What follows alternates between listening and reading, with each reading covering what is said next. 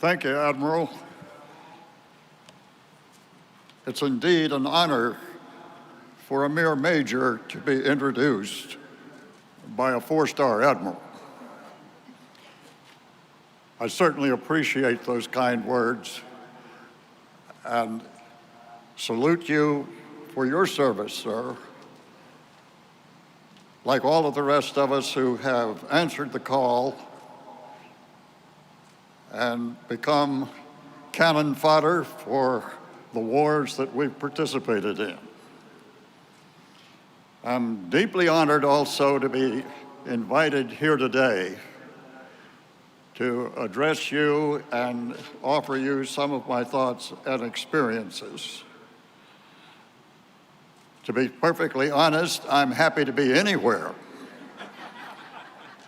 but especially here with you, because now that this pandemic has forced us to observe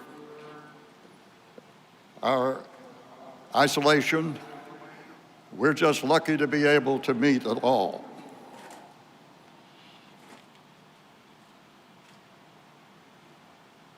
As we've all been forced to self-isolate and stay at home for some months now, it's afforded me the opportunity to reflect upon my nearly century of existence on this planet. And somewhat to my surprise, realized what a profound effect war and the military has had upon my life. Having grown up in what some call the cradle of the Confederacy and living on Missionary Ridge in Chattanooga, where the Battle of Missionary Ridge took place on November the 25th of 1863, I was naturally steeped in the history of the Civil War from birth.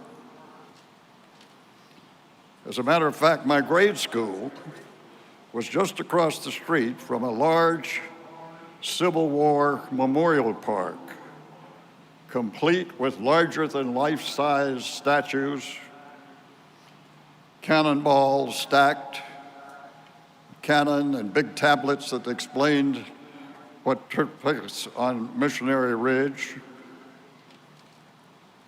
And on the crest of that ridge was a 5-story steel tower dedicated to the commanding general of the Confederate forces, General Braxton Bragg, that we were allowed to play on during recess. And I would sit in my room and look out across the street and into the park, and through the fog, could visualize those soldiers coming up the side of the ridge to defeat the Confederates. Just 12 miles away to the southeast was Chickamauga, Georgia, which was the site of the Battle of Chickamauga, that had been the site of an outstanding Confederate victory just a month before. During my youth, it was the home of the famous 3rd Cavalry Division of the U.S. Army, called Fort Oglethorpe, and where during the summers while I was in high school, I attended civilian military training camp. Since my father's hobby was raising 5-gaited Arabian show horses, we were often invited as a family to participate in some of the horse shows at Fort Oglethorpe.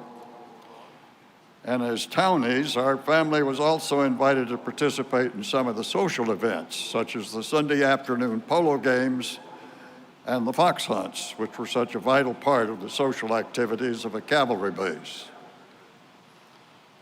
Also, during my high school days, I was an enthusiastic member of the ROTC, a unit where I served as the cadet commander of one of the 2 battalions, and the regiment was commanded by my best friend, Sully Sullivan.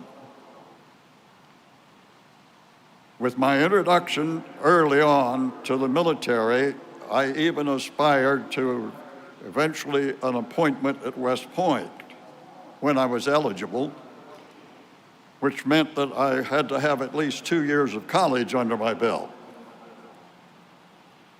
After graduation from high school and entrance into college at the University of Chattanooga, Sully and I both joined the Delta Chi fraternity and discovered a mutual desire to fly. And as we saw the war clouds gathering over Europe,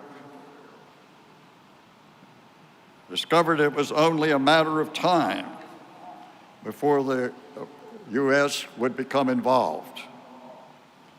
So we decided to be smart and go to Canada and join the Royal Canadian Air Force, learn to fly, and once the United States became involved, transfer to the United States Army Air Corps as commissioned pilots, and thereby be a jump ahead of all of our comrades.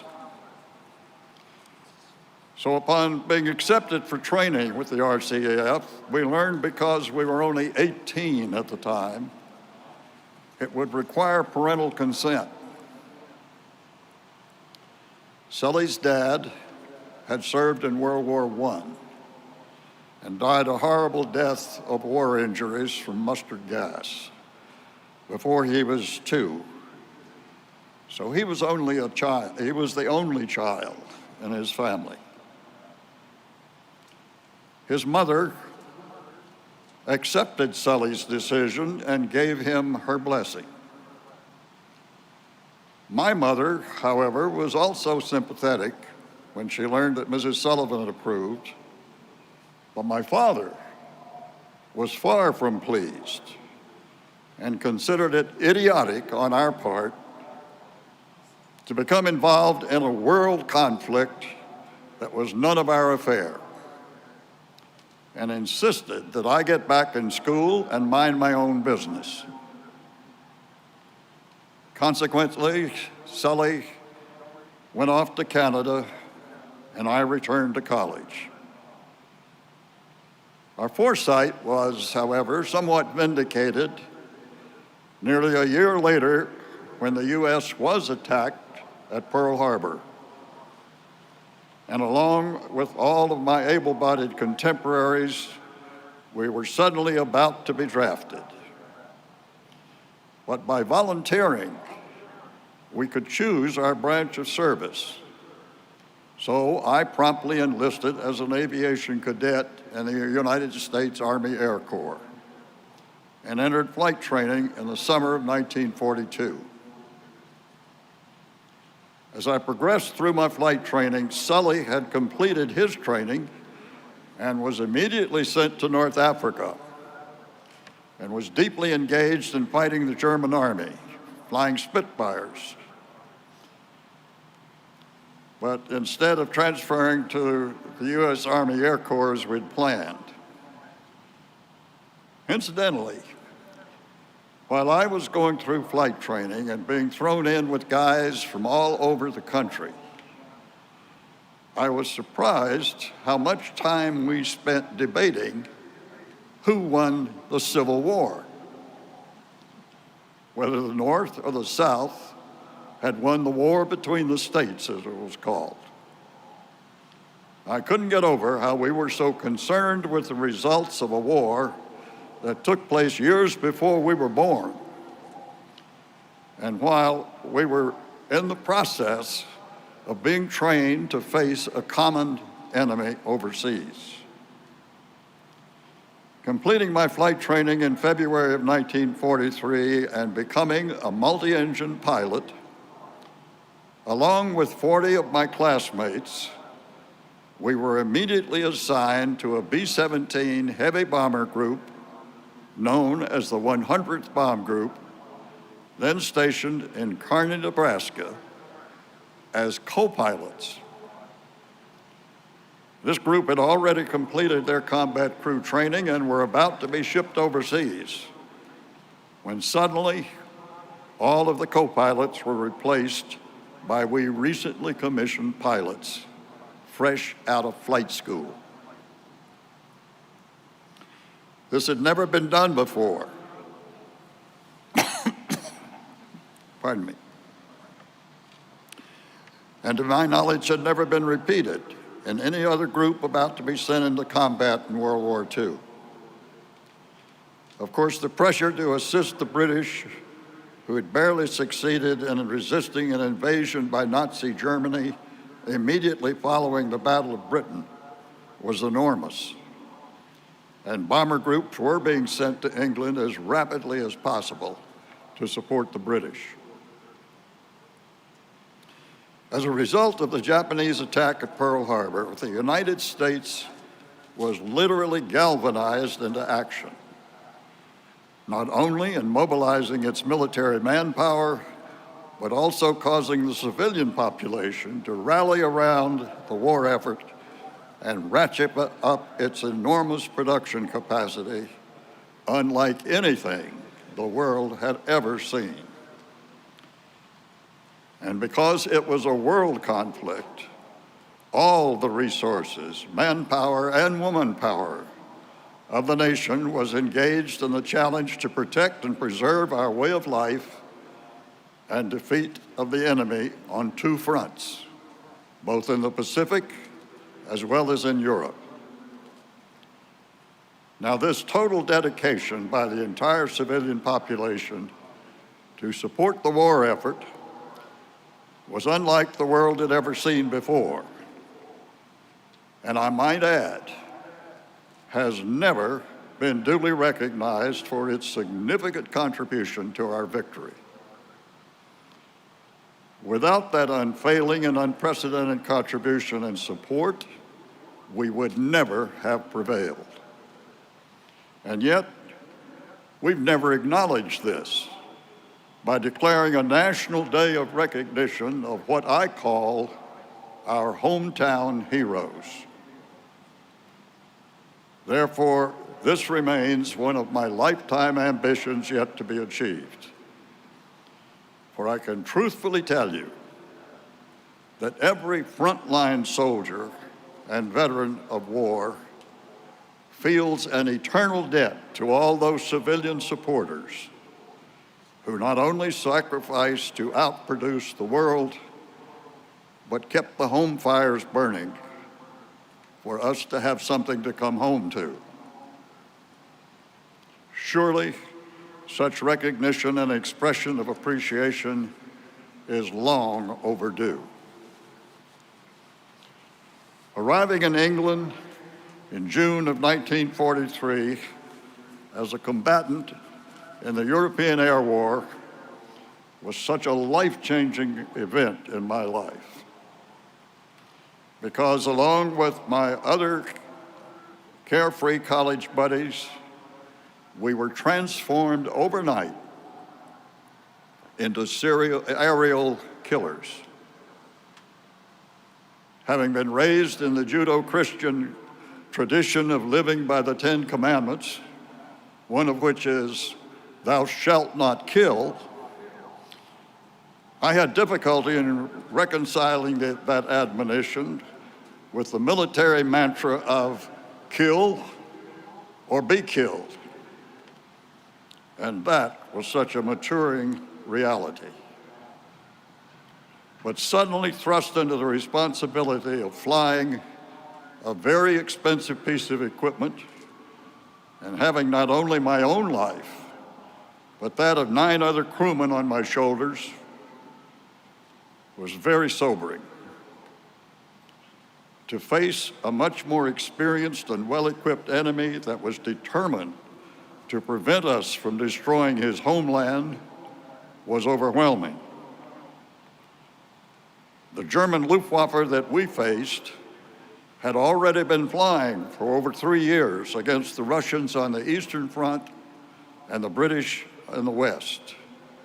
And they were thoroughly battle-tested professionals. And we were just citizen soldier amateurs. As a matter of fact, the 100th Bomb Group was greeted by Axis Sally by name on the radio upon arrival in England, with the news that we were sadly mistaken to have become involved in a war that was none of our business. But now that we had, Germany was going to teach us a lesson. And believe me, they did, with a vengeance. Therefore, we were suddenly confronted not only with our morality, but also our mortality. Realizing we were facing death on a daily basis was awesome, to say the least. The 8th Air Force was determined to prove its strategy of going out in broad daylight, in mass formation, at high altitude, and bomb Germany into submission. But unbeknownst to us airmen, however, the British argued that this was suicidal because of our losses, and they would be so horrendous and unsustainable that we should resort to joining the RAF in only nighttime bombing of the Third Reich. The Luftwaffe at that time had air superiority over all of Europe, and we were playing in their backyard. But General Ira Aker, commander of the 8th Air Force, was persistent to the point that Sir Arthur Harris, commander of the RAF Bomber Command, asked Winston Churchill, the British Prime Minister, to prevail upon President Roosevelt to order the 8th Air Force to cease daylight bombing and join the British in only bombing at night. But President Roosevelt refused. Of course, those of us who were actually doing the flying knew nothing of this. So we continued going out during the day and the British at night throughout the war. In retrospect, we came to realize that war is fomented by old men, but fought by young ones. As the war progressed, we realized we were facing not one enemy, but 4. Our first enemy was fear. Each day we flew a mission, we feared that we'd not return home, that we'd be shot down and killed, as many of our friends had been. Second, the fighters. Those that attacked us had more experience, better equipment, and aggressively protected their homeland. Third, we feared flak from the Nazi anti-aircraft guns, which hit our planes with deadly accuracy. These huge guns were radar-controlled and electronically fired, so they only needed Hitler Youths to load and shoot. The German targets for our missions were heavily defended by hundreds of these flak guns.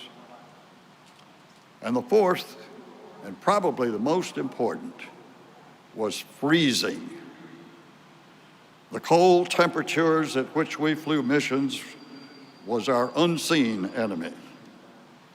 We flew at altitudes of up to 30,000 feet, at temperatures of minus 50 to 60 degrees below zero, in unpressurized and unheated airplanes, which seriously impeded our ability to function. Frostbite was as common as battle wounds. All of these factors took a devastating effect upon our minds, on our bodies, and on our chances of survival. We soon came to realize that we could no longer contend with such horrendous factors day after day and remain the same person. Mustering the courage to get back into that airplane day after frightful day begins in time to erode the will to do so. As a result, some withered under the onslaught and refused to continue to do so, while others, somehow found the stamina to remain focused on the job and carried on. In fact, due to the sheer terror sometimes experienced on a mission, a crewman's hair would turn snow white, or there'd be a white streak or splotch in the space of one mission. In 1943, when I flew my 25 combat missions over enemy territory, we originally had no fighter protection and faced the formidable Nazi air power from both their Luftwaffe fighters and their flak guns. Many planes were shot down and airmen killed. And we found ourselves sustaining such heavy losses that we earned the nickname the Bloody 100th Bomb Group. And of my 40 classmates that joined the 100th Bomb Group in March, only 4 of us finished their 25 mission tour. And thankfully, I was one of the lucky 4. During combat, I learned one of the hardest things to bear was the loss of a good friend. And I was crestfallen to learn that my best friend, Sully, had been lost while departing on a strafing mission when his engine quit just after takeoff, flying a Hawker Typhoon. I attended his funeral at Brookwood Cemetery in England in November of 1943. The loss of a comrade was bad enough, but the loss of a dear friend is overwhelming. Having survived an air combat tour in the skies over Europe, I returned stateside in early 1944 and became the instructor of replacement crews then heading overseas.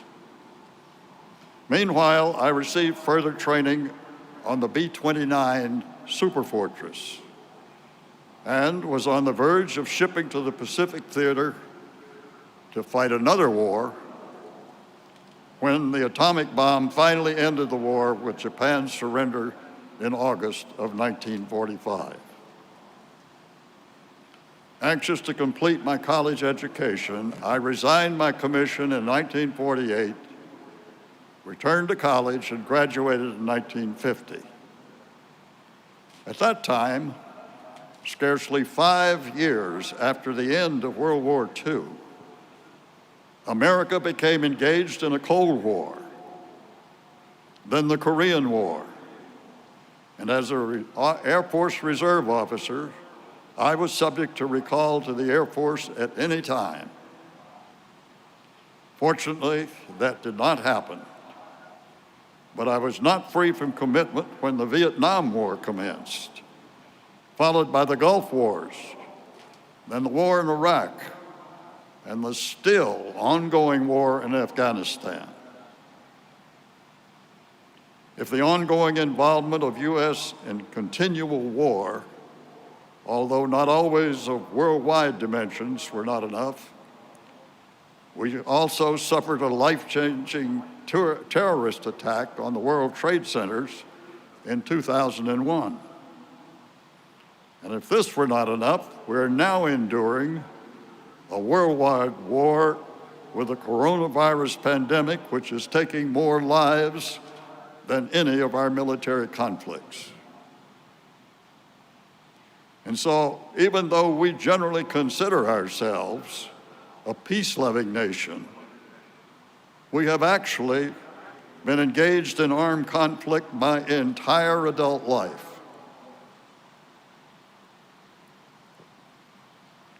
Unfortunately, there are no victors in war, for both sides end up victims. The conqueror ends up with the responsibility for rebuilding the enemy, repairing the damage to his country, its people, and their economy for the sake of humanity.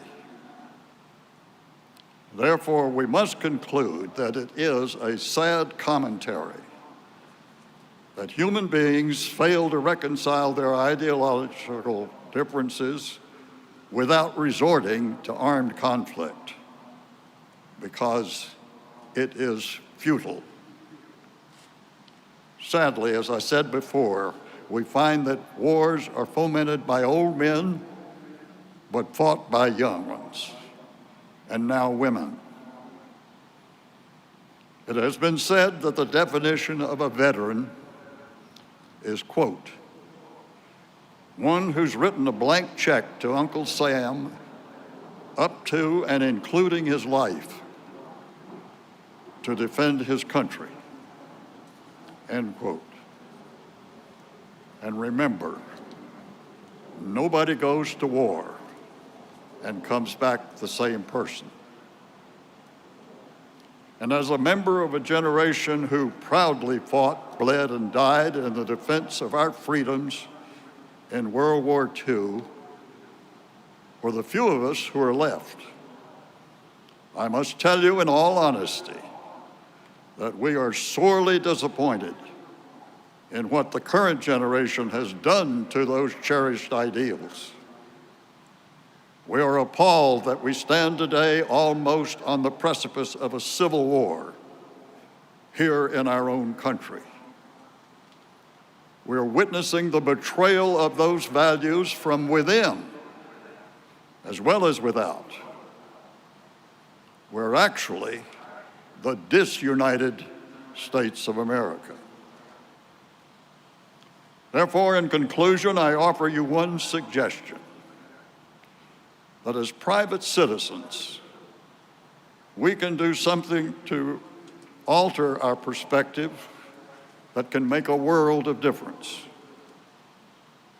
Whereas we ordinarily refer to our immigrant neighbors as Afro-Americans, Latino Americans, Japanese Americans, etc., if we simply reversed that to American Africans, American Mexicans, American Anglos, American Italians, etc.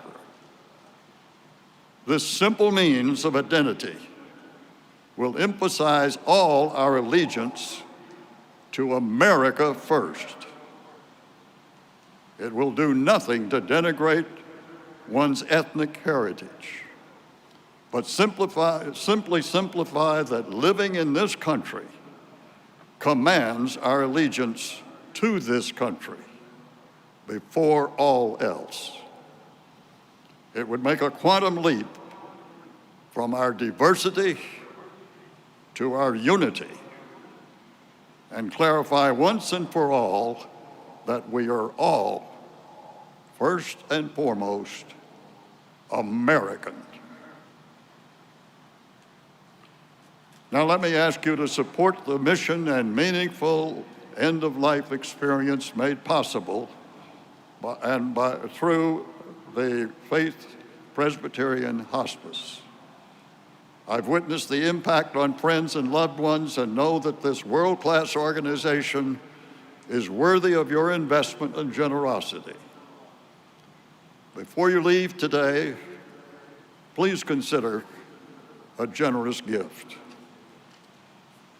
God bless you, and God bless America. Thank you.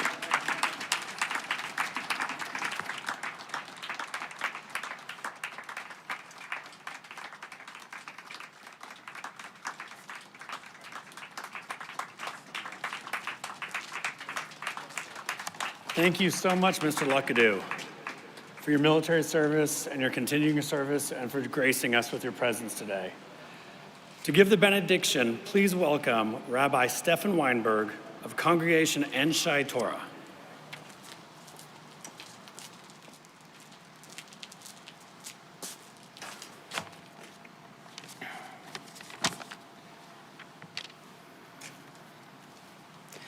Eloheinu v'Elohei Avotenu, God of Abraham, Isaac, and Jacob, Sarah, Rebecca, Rachel, and Leah, thank you for blessing our world with the men and women who have been the focus of our attention this afternoon.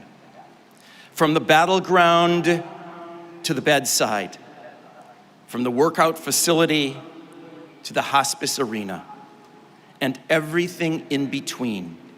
These men and women have captured our attention because of their love for humanity. In spite of the many forces tending to draw us apart, to bifurcate us, to splinter the very fiber of our world, our honorees have been resolute. They have demonstrated with an unsurpassed level of dedication that nothing takes the place of care, tender, loving care, the ability to see beyond the surface and recognize we all need each other. Dear God, as we read in your Torah this week, the opening chapters in the Bible, we are reminded that all of us are your children, B'nai Elohim. If we could only learn to act like your children, seeing beyond the color of our skin and the way in which we characterize our relationship with you, our God, and demonstrate respect, admiration, and love for each other. May you continue to bless the work of the many citizens of our world who have become partners with you, Shutafei Elohim, touching the souls of desperate human beings, guiding human angels along the path of assistance, while attempting to complete the unfinished work of your creation. Amen.